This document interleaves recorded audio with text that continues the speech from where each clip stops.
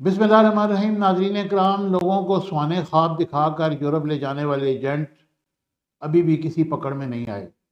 और जब भी कोई हादसा पेश आता है, हमारी हुकूमतें ये कहती हैं कि इनको कैफे किरदार तक पहुँचाएँगे। कुछ अरसे के लिए वो ज़मीन के अंदर चले जाते हैं, उसके बाद फिर वो वापस आ जाते हैं और अपनी कार्रवाई जारी रखते हैं। इसमें हमारी FIA मुकम्मल तौर पर मुलव्वस है और FIA की आशीर्वाद के बगैर ये लोग यहाँ से लोगों को नहीं ले जा सकते।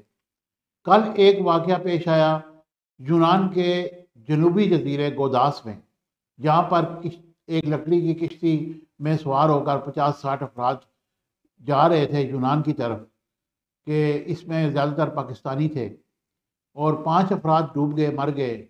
उनकी लाशें बरामद कर ली गईं और 39 अफराद को बचा लिया गया, जबकि बहुत सारे लोग अभी भी लापता हैं।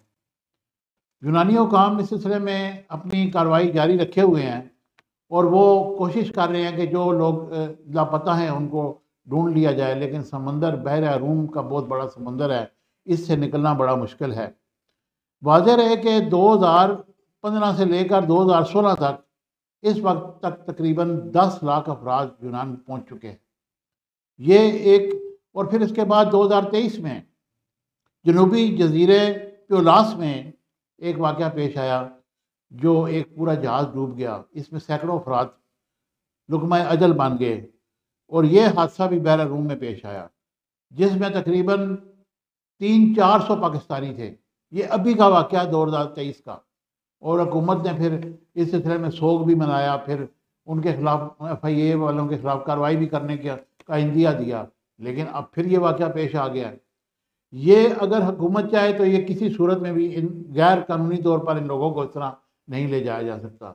ये लोग सबसे पहले ईरान जाते हैं, ईरान से तुर्की जाते हैं, या फिर कोई और रास्ता अख्तियार करके ये लीबिया पहुंचते हैं, और लीबिया में पहुंचने के बाद ये लोग फिर समंदर के रास्ते यूरोप के मुख्तलिफ मुल्कों में पहुंचते हैं। ज़्यादातर इनको यूनान सूट करता है और ये लोग फिर यूनान के जंगलात से निकल कर फिर ये एथेंस पहुंच जाते हैं।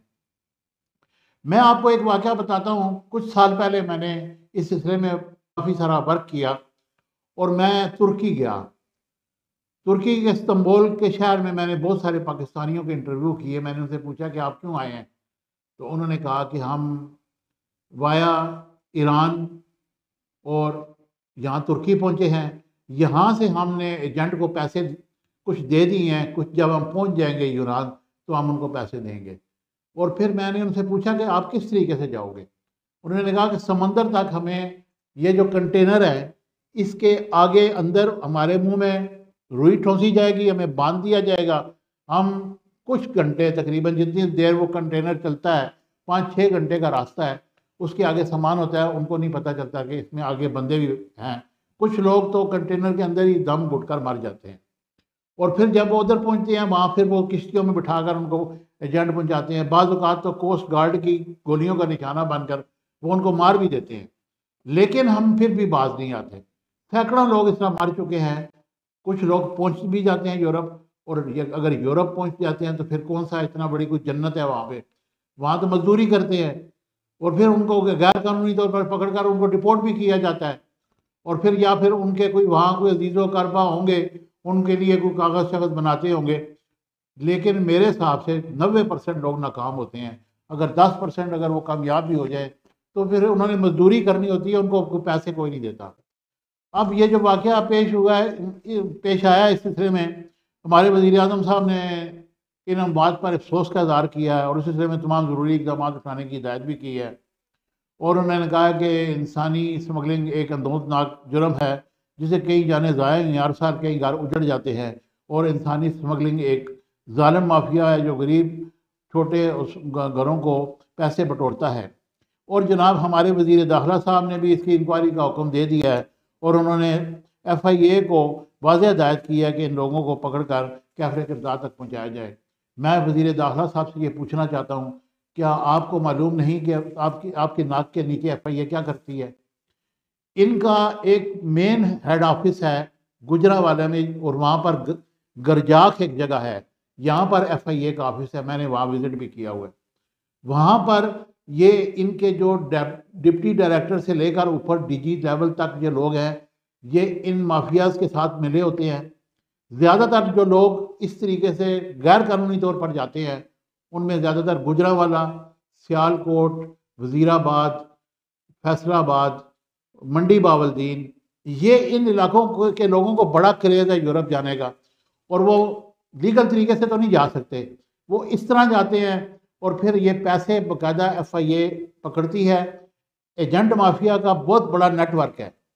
यहाँ से लोगों को जब बॉर्डर क्रॉस कराया जाता है तो बॉर्डर पे जो लोग हैं वो भी इनके साथ मिले होते हैं। वो बॉर्डर क्रॉस करके इनको ईरान पहुँचाते हैं। ईरान में भी एक अलग एक सिस्टम बना हुआ है, वहाँ भी इनके एजेंट हैं। वो उनको वो ईरान के और ईरान से लेकर फिर वो तुर्की का बॉर्डर क्रॉस कराते हैं।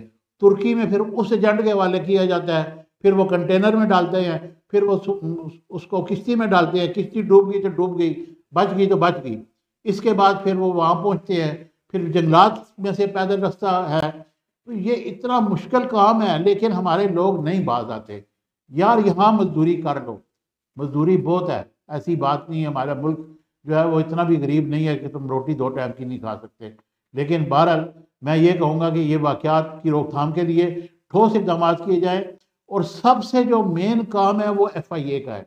FIA को लगाम डाली जाए, उनसे पूछा जाए कि ये जो लोग इसमें मुलव्वस हैं उसकी इंक्वायरी कराई जाए और उनको चौराहों पर लटकाया जाए।